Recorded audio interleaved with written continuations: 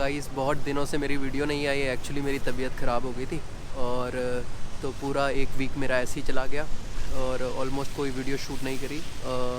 Actually मुझे कफ़ हो गया था और कोल्ड और थोड़ा फ़ीवर हो गया था। ठंड लग गई थी यहाँ पे ना, 5-6 दिन से धूप ही नहीं आई और काफ़ी ठंडा मौसम था, तो सारा टाइम फॉगी फॉगी और उस करके तबीयत ख़राब हो गई थी। तो अभी मैं आया हूँ यहाँ पे डी कैपिटल एक नाम की इनकी एक कॉलोनी सी है, बहुत प्यारी इन्होंने बना रखी है। आप लोगों को दिखाता हूँ कितनी अच्छी इन्होंने डेकोरेट करी हुई है और किस टाइप की बना रही है। और I think one of the best colony और एक अपार्टमेंट बोल सकता हूँ मैं इन हनोई। बहुत शानदार, इन्होंने डेकोरेशन भी अच्छा किया है और काफ़ी कॉस्टली है यहाँ पे अपार्टमेंट ना। और आपको दिखाता हूँ इनका ये आगे वाला पोर्शन, और ये गार्डन टाइप का बनाया हुआ है इन्होंने घूमने के लिए, टहलने के लिए लोगों के लिए। दिखाता हूँ, बहुत शानदार है। फाउंटेन भी बनाए हैं छोटे छोटे और थोड़ी लाइटनिंग की लोग अट्रैक्ट हो इस तरह। और मोस्टली इस कॉलोनी में कोरियन वगैरह ज़्यादा रहते हैं, कोरियन हो गए, जैपनीज़ हो गए, तो वही अफोर्ड कर पाते हैं इस चीज़ को, है ना। और काफ़ी कॉस्टली भी है ये और सुंदर भी काफ़ी है। और इनकी बिल्डिंगों का अलग ही नज़ारा है भाई। मतलब इनकी जो लाइटनिंग है ना, बहुत ऊपर तक ऐसे जैसे लड़ियाँ सी नहीं होती उस टाइप से जाती है। और किसी भी कोने में अगर तुम हनोई में हो तो ये बिल्डिंगें देखना बहुत इजीली है, डी कैपिटल की बिल्डिंग। तो अभी मैं इसके फ्रंट पोर्शन पे जाता हूँ जहाँ पे इनने अपना नाम वगैरह लिखा है, जहाँ से इनकी कॉलोनी स्टार्ट होती है। इसके जस्ट साथ में ही विनकॉम का बहुत बड़ा मॉल भी है। तो इन्होंने जो लोकेशन चूज़ करी है बहुत प्यारी भाई। और ये इन्होंने पीछे लिखा होगा डी कैपिटल, आपको दिख रहा होगा शायद। अंधेरा काफ़ी है तो अच्छे से शूट नहीं हो पाएगा, तो उसके लिए सॉरी गाइस। नेक्स्ट टाइम कभी दिखाऊंगा। यहाँ पे फाउंटेन्स दिखाता हूँ, बहुत प्यारे इन्होंने बनाए हुए। और पीछे से आवाज़ आ रही होगी पानी की आई थिंक। और ये देखो diamond, D capital, I think D मतलब डायमंड और कैपिटल कैपिटल के बीचों बीच है ना। ये देखिए, ये छोटे छोटे फाउंटेन है, बहुत प्यारे लग रहे हैं ना। बहुत प्यारा इन्होंने डेकोरेट किया है यार, मतलब अच्छा लगता है देख के, है ना।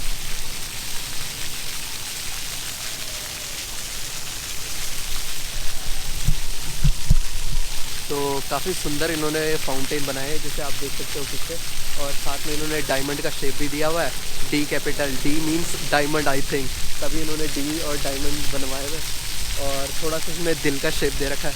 अट्रैक्टिव है काफ़ी कॉलोनी ना, और कोई भी चाहेगा यहाँ पे अपनी वीडियो बनाना। बहुत प्यारा इन्होंने डेकोरेट किया हुआ। और ये इन्होंने छोटे छोटे पानी के पूल्स टाइप के बना रखे हैं, उन पर भी डेकोरेशन, थोड़ी लाइटनिंग करा रखी है। तो अच्छा लग रहा है, मतलब ना घूम रहा हूँ मैं, बस टहल रहा हूँ, टाइम काट रहा हूँ इसके बाद। और इसके जस्ट पीछे, मतलब इन बिल्डिंग के जस्ट सामने उस साइड के लिए आई थिंक हनोई का सबसे बड़ा बिग सी मतलब सुपर मार्केट, बहुत बड़ा सुपर मार्केट है भाई, बहुत बड़ा। और तो बनता है, एक्सपेंसिव होना बनता है, और कैपिटल के ऑलमोस्ट बीच में ही है और बहुत शानदार है। मतलब अगर कोई भी आएगा यहाँ पे घूमने का अलग मज़ा है भाई। तो यहाँ पे जितने भी अपार्टमेंट बनाए हैं ना इन लोगों ने, बहुत सी कॉलोनियाँ मैंने देख रखी है। कॉलोनी बोल सकता हूँ अपार्टमेंट का जो इनका एरिया रहता है। जैसे एक यहाँ पे ग्रीन बे हो गया, ये डी कैपिटल हो गया, और ये विनकॉम के हो गए, और हैंडिको नाम की इनकी बिल्डिंगों के ब्रांड है, ब्रांड समझ लो ये। और काफ़ी एक्सपेंसिव भी होते हैं और बहुत मतलब अंदर इन्होंने बहुत अच्छे से डेकोरेट किया रहता है। मतलब कोई भी चाहेगा यहाँ पे अपार्टमेंट लेना। और इससे एक कमर्शियल इसको एक तरह का कमर्शियल बना लिया इन लोगों ने ना।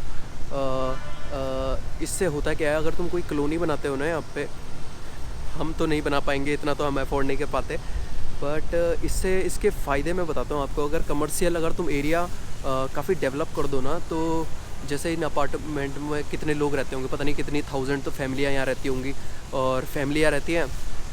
तो जॉब क्रिएशन मैं बताता हूँ कैसे होता है इससे। एक देखो, ये नीचे शॉप देख रहे हो आप, बिल्डिंग के जस्ट नीचे पता नहीं कितनी शॉपें हैं यहाँ पे। तो हर कोई अलग अलग शॉप है, तो अलग अलग उनमें काम करने वाले, ठीक है। तो वो जॉब क्रिएशन हुई है ना, तो मतलब क्रिएट करी गई है जॉब। पहले तुम अपार्टमेंट बनाओ, फिर वहाँ पे फैमिलियाँ रहेंगी, वो तो तुम सोच के बनाते हो ना कि बिल्डिंग बनेगी तो उन लोगों को इतना नीड्स तो पड़ेगा ही कि शॉप वगैरह हो, हर चीज़, है ना। तो इससे जॉब क्रिएशन होता है, बहुत अच्छा है। मतलब अभी हमारे आई थिंक गुजरात में ढोलेरा प्रोजेक्ट चल रहा है स्मार्ट सिटी का, और आई थिंक वहाँ पे भी लोग इन्वेस्ट करना शुरू कर गए हैं ना। तो ये बहुत अच्छी चीज़ होती है, क्योंकि वो प्लान हम फ्यूचर के लिए पहले से कर लेते हैं। और मुझे पता है आने वाले टाइम में अगर ढोलेरा सिटी, जो ढोलेरा नाम से ही सिटी है गुजरात में, अभी जस्ट बन रही है वो, आई थिंक 2025 तक कंप्लीट हो जाएगी वो। और आई थिंक फर्स्ट इंडिया की स्मार्ट सिटी होगी। मतलब जॉब्स के लिए आई थिंक वहाँ पे 1 लाख जॉब क्रिएट करी जा सकती है। आई थिंक मैंने एक रियल देखा था धोलेरा सिटी से रिलेटेड, तो उसमें बता रहे थे वो कि ऑलमोस्ट 70,000 जॉब वहाँ पे क्रिएट होंगी। तो अगर तुम किसी सिटी को बनाते हो, तो जब सिटी को बनाते हो तो उसका पहले से ही प्लान होता है कि इस जगह पे ये बनेगा, इस जगह पे मॉल बनेगा। और आप जस्ट इमेजिन करो, अगर तुम एक ये अपार्टमेंट जैसी ये कॉलोनी है डी कैपिटल, तो ऑलमोस्ट इसमें 10-12 बिल्डिंगें तो हैं, है ना। तो ऑलमोस्ट 1000 से ऊपर फैमिलियाँ यहाँ होती होंगी। उनको डेली नीड का सामान चाहिए, उनको दवाइयों की दुकान चाहिए, बार्बर चाहिए। तो डिफरेंट ये जॉब क्रिएशन का एक तरीका होता है। तुम एरिया को कमर्शियल कर दो, है ना। कमर्शियल इन द सेंस वहाँ पे बिल्डिंग वगैरह बना लो, तो इसी को ही डेवलपमेंट कहते हैं ना। डेवलप, अगर तुम्हारी कंट्री डेवलप होगी, डेवलपमेंट होएगा, तो जॉब क्रिएट तो नॉर्मली सी बात है, होगी, है ना। तो इससे लोगों को जॉब मिलती है। पता नहीं कितने, तो जितनी आई थिंक जितनी कॉलोनी में, जितने डी कैपिटल में फैमिली नहीं होंगी, उनसे ज़्यादा यहाँ पे जॉब क्रिएशन हो जाती है। अब यहाँ पे माली भी आता होगा, लाइटनिंग वाला भी आता होगा, और ये बार्बर शॉप में पता नहीं कितने लड़के काम करते होंगे। मॉल है साथ में, मॉल में पता नहीं कितने लोग काम करते होंगे। और ये डेकोरेशन, ये अलग अलग फेस्टिवल इन लोगों के आते हैं, तो उनके लिए भी बाहर से लेबर बुलाने पड़ते हैं। तो मतलब एक बहुत ह्यूज अमाउंट का क्या बोल सकते हैं, लेबर वो हो जाता है, इसमें इन्वॉल्व हो जाता है, और उनका सोर्स ऑफ इनकम भी बन जाता है ना। तो टाइम पे वो लोग काम भी करते हैं, तो पैसा भी कमाते हैं। तो ये एक तरीका होता है, अगर तुम्हें किसी एरिया को कमर्शियल करना है ना, कमर्शियल पर्पज़ के लिए यूज़ करना है। अगर तुम बना रहे हो कोई बिल्डिंग, कोई अपार्टमेंट या कुछ भी बना रहे हो, तो ये लोग पहले से प्लान करके चलते हैं, जितने भी ये बड़े लोग हैं। हमारे वहाँ तो बिल्डिंगों की मैंने कम ही कंपनियाँ सुनी है। आई थिंक रिलायंस के भी हैं, टाटा के भी हैं बहुत सारे, पर मेरे को एक्चुअल में उनका नाम नहीं पता। तो ये बहुत अच्छी चीज़ है। अगर तुम्हें जॉब क्रिएशन करनी है, जॉब क्रिएशन हमेशा फैक्ट्री बनाने से और कुछ दूसरी कंट्री से फैक्ट्रियाँ लाने से, एफडीआई से, ज़रूरी नहीं इनसे ही जॉब बनती है। अगर तुम्हारे पास, तुम्हारे कंट्री में कोई बिजनेसमैन के पास पैसा है और उनको कोई सजेस्ट अच्छी जगह करता है, जैसे आने वाले टाइम में मुझे पता है नोएडा हो गया, और गुजरात की कई अच्छी सिटियाँ होंगी। अब जो मान लो, जो ये बुलेट ट्रेन का प्रोजेक्ट चल रहा है मुंबई टू गुजरात, तो इसके आसपास जो बुलेट ट्रेन के आसपास जो सिटियाँ नहीं बनेंगी, तो नॉर्मल सी बात है, वो स्मार्ट सिटियाँ ही होंगी। और ऑलमोस्ट जहाँ पे ट्रांसपोर्टेशन फास्ट होता है ना, तो वहाँ पे डेवलपमेंट भी फास्ट होता है। तो मैं तुमको एक चीज़ बताता हूँ, मैं जैसे कुछ चीज़ प्रोडक्ट यहाँ पे ख़रीदता हूँ, तो मुझे वो एज़ कम्पेयर टू इंडिया से बहुत ज़्यादा सस्ती पड़ती है, क्योंकि वो mainly product made in China ही होते हैं ना। तो मेड इन चाइना प्रोडक्ट यहाँ पे बहुत ज़्यादा सस्ते मिलते हैं। मतलब तुम जस्ट इमेजिन करो ना, ये कंट्री जस्ट चाइना के साथ लगी हुई, तो ट्रांसपोर्टेशन भी इनका क्विकली है ना।